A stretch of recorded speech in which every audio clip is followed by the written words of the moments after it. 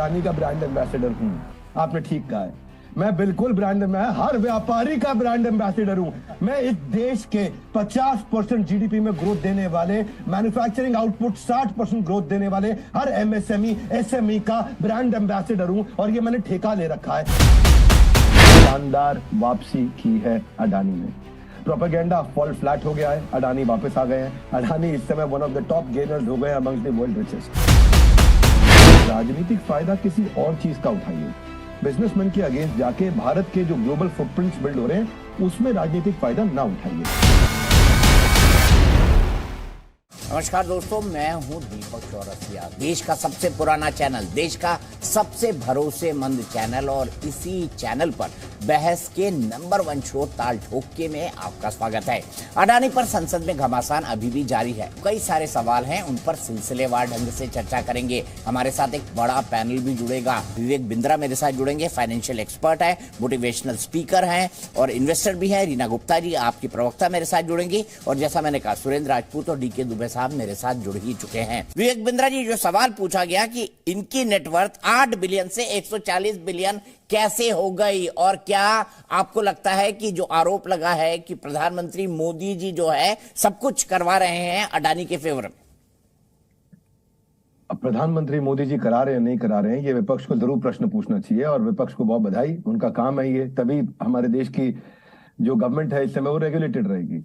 तो मैं बिजनेस की बात जरूर करूंगा, बड़ी कमाल की बात बताऊंगा। हो सकता है वायरल हो जाए आपके चैनल से। आज आप चौरसिया जी, आपको खुशी होगी, सत्य परेशान हो सकता है, पराजित नहीं हो सकता।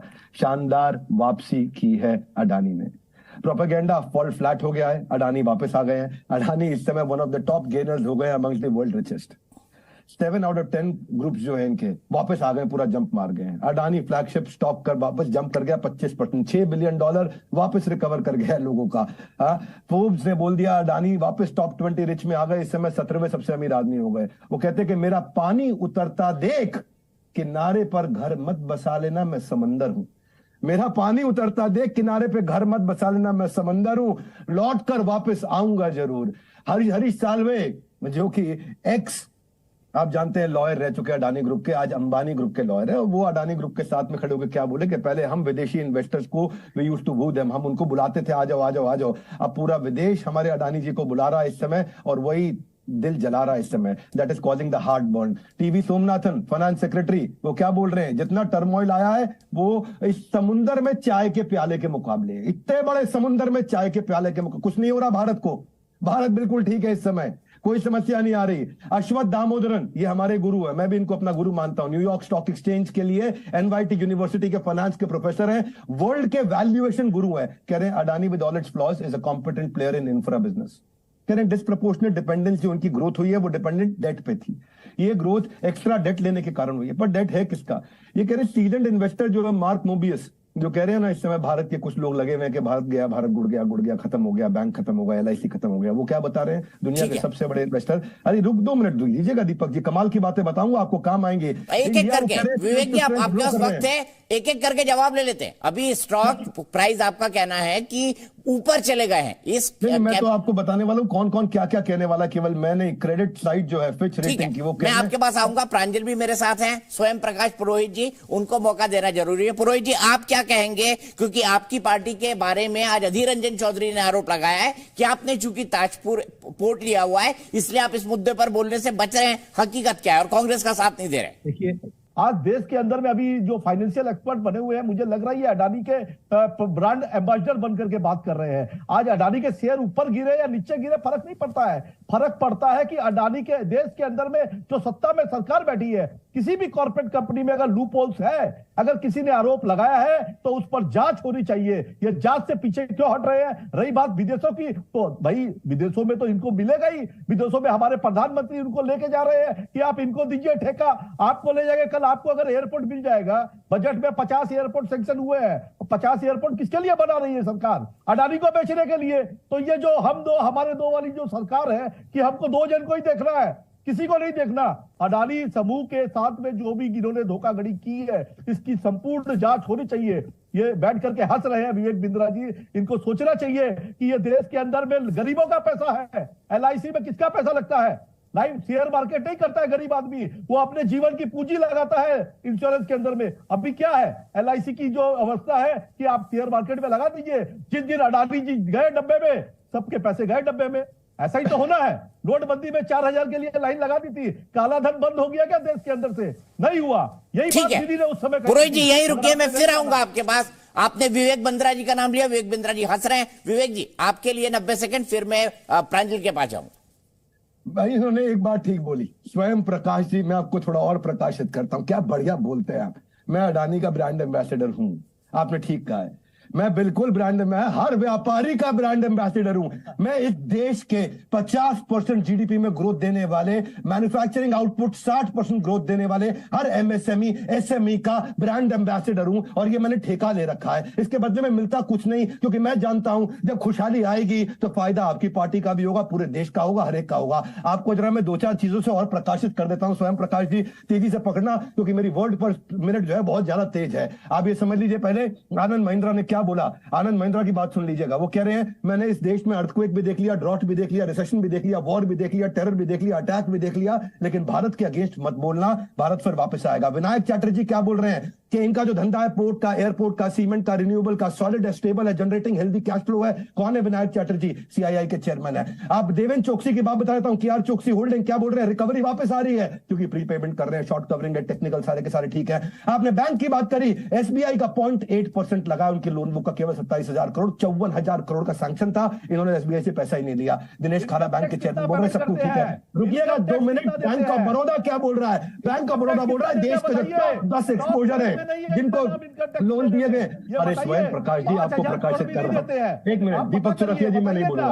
आप बता रहे हैं सरकार के सहयोग से काम कर। अच्छा स्वयं प्रकाश जी इनको कंक्लूड करने दीजिए ना, 20 सेकंड और 90 सेकंड में सबको देता हूं। मैंने आपको दिया, प्लीज बीच में मत टोकिए। इसके बाद मैं बाकी गेस्ट के पास जाऊंगा, प्रांजल के पास भी जाना मुझे।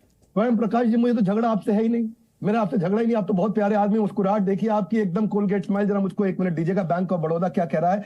जो 10 सबसे बड़े लोन दिए गए थे हमारे देश में, उसमें अडानी का नाम नहीं है, बहुत छोटा है। एक्सिस बैंक क्या कह रहा है? हमारी लोन बुक का 0.94% दिया है, ये इतना छोटा है कि हमें फर्क नहीं पड़ता, हमारे प्रोविजन से बहुत ज्यादा छोटा है ये। इंडसइंड बैंक क्या कह रहा है? केवल 0.5% लोन दिया है हमने अडानी ग्रुप को अपनी लोन बुक के, ये बिल्कुल रिकवरी में है। और हिंडनबर्ग के बारे में 3 बातें बता देता हूं। क्रिमिनल इन्वेस्टिगेशन उनके ऊपर यूएस में चल रहे हैं, उनके बैंक अकाउंट बंद कर दिए गए थे क्योंकि उनकी फ्रॉड प्रैक्टिस हैं, और उनको बैन कर दिया गया कोई भी रिपोर्ट पब्लिश करने के लिए। एनवाई स्टॉक एक्सचेंज की, न्यूयॉर्क स्टॉक एक्सचेंज पर रिपोर्ट पब्लिश नहीं कर सकते, वो भारत आते हैं क्योंकि भारत में बहुत लोग हैं। रुक जाइएगा जरा। अमेजॉन ने 10% एम्प्लॉइज को निकाल दिया जब उनका शेयर डाउन हुआ। गूगल ने 6% एम्प्लॉय को निकाल दिया जब शेयर डाउन हुआ। फेसबुक ने 13% एम्प्लॉय निकाल दिया जब शेयर डाउन हुआ। अडानी का शेयर 50% डाउन हुआ, एक भी आदमी को नहीं निकाला। ठीक है, क्या जो एक आरोप लगा रहे फाइनेंशियल सेक्टर से जुड़े लोग कि भाई इससे हमारी भारत की ग्रोथ जर्नी पर अटैक करने की कोशिश की जा रही है, आप इसको कितना ठीक मानते हैं?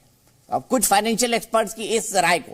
अभी बिंद्रा जी तो खैर बड़ी बड़ी बातें कर रहे थे, ये फाइनेंस की फील्ड के आदमी है भाई, जिन जो ये अपना करना चाहे करें। हम लोग तो उतने पढ़े लिखे नहीं हैं, लेकिन हम तो इतना जरूर जानते हैं कि भाई अगर अडानी जी का विकास 41 गुना हुआ है तो देश का विकास भी तो कहीं ना कहीं 2, 4, 5 गुना 10 गुना हो जाना चाहिए था।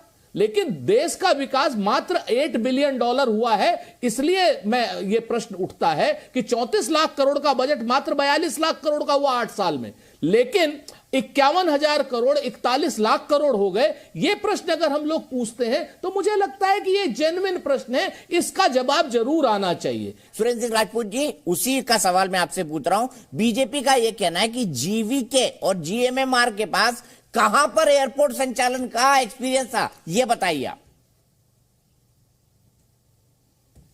हम फिर से वही बात कह रहे हैं, हमने तो ये कहा नहीं, हम तो कह रहे हैं कि जीवीके के पास अगर नहीं था तो इससे पहले भारतीय जनता पार्टी क्या सो रही थी भाई? अदालत में जाती या आरोप लगाती? नहीं सर, इनको तो आपने भी ठेका दिया था ना, ये बीजेपी ने कहा था। क्यों?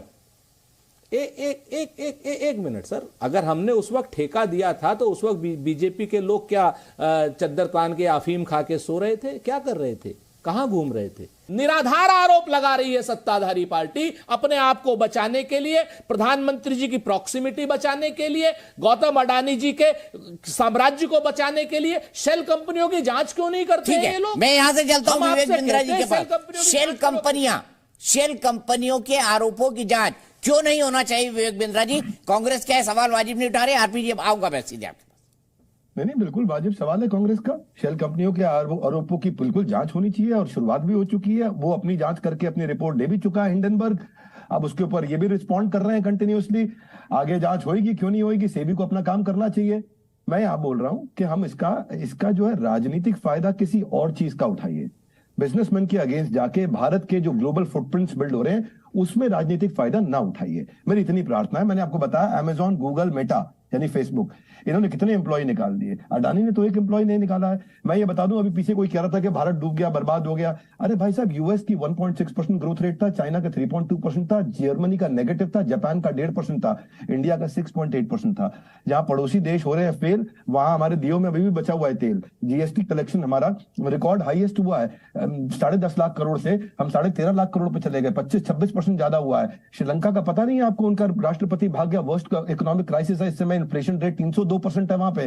पाकिस्तान आपको पता नहीं है कि बता दिया गया है कि साउथ एशिया की सबसे वीकेस्ट इकोनॉमी है, बिजली चली गई, सब खत्म हो गया, इन्फ्लेशन वहां 48% है पाकिस्तान में। मैं क्षमा चाहता हूं, ये बांग्लादेश में। पाकिस्तान में तो बहुत ही बुरा हाल है। पाकिस्तान का जो उनका स्टेट बैंक है, स्टेट बैंक ऑफ पाकिस्तान, उसके पास $4 बिलियन बचा, यानी कि 3 हफ्ते का पैसा बचा इंपोर्ट करने के लिए। खत्म हो गया, दिवालिया हो गया, 88% इन्फ्लेशन बढ़ गया। भारत में तो 4.8% था। हम लोग आज जो इस समय ग्लोबल रिजर्व है डॉलर्स का, वो 6th हाईएस्ट है पूरे वर्ल्ड के अंदर। 13 करोड़ हमारे एमएसएमई इस समय कंट्रीब्यूट कर रहे हैं लगातार। ठीक है, सीधे विवेक बिंद्रा जी कैसे कंक्लूड करना चाहेंगे? आज पिछले कुछ दिनों से जो हिंडनबर्ग की रिपोर्ट के बाद अडानी पर आरोप लगे, उस पर क्या कहना चाहेंगे आप चलते चलते?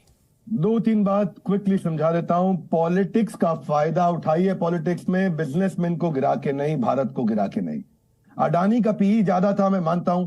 कंपनी ओवर वैल्यूड थी, सब जानते हैं, मैं भी मानता हूं, सब मानते हैं।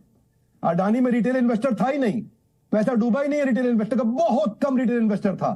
अडानी का पीई 300 पार था, रिलायंस का 25, इन्फोसिस का 27, टीसीएस का 31, लेकिन अडानी ड्रॉप करने के बाद भी 168 पे गया। हम समझते हैं बात को, ओवर वैल्यूड है कंपनी, परंतु अडानी भी झूठ बोल रहे, एसबीआई भी झूठ बोल रहा, एलआईसी भी झूठ बोल रहा, फाइनेंस मिनिस्टर भी झूठ बोल रही, आरबीआई भी झूठ बोल रहा, पीएनबी भी झूठ बोल रहा, सेबी भी झूठ बोल रहे, सबके सब झूठ बोल रहे, राजनीतिक फायदा उठाने वाले सच बोल रहे। मैं आपसे यही बात कहना चाह रहा हूं कि बिजनेस है, रियल बिजनेस है। एसएनपी ने बोल दिया, एसएनपी ग्लोबल नंबर 1 रेटिंग देने वाली कंपनी, मूडी नंबर 2 रेटिंग देने वाली कंपनी, वो बोल रहे हैं भाई सब कुछ कंट्रोल के अंदर है, बिजनेस चल रहे हैं, कैश फ्लो के बिजनेस है। अडानी एनर्जी गैस इस समय आज देश की इतनी बड़ी बिजली प्रोड्यूस कर रहा है, धंधा चल रहा है, पैसा आ रहा है, कागज ऊपर नीचे हुआ है। कंफ्यूज मत होइए, राजनीतिक फायदा बिजनेसमैन को माफ कर दीजिए, उसको छोड़ के कहीं और उठा लीजिए। ठीक है, यहीं पर रुकते हैं। हमारी इस बहस में फिलहाल इतना ही। आरोप और प्रत्यारोप संसद में लगते रहते हैं, ये चलते भी रहेंगे, क्योंकि 2024 में लोकसभा का इतना बड़ा चुनाव जो आने वाला है।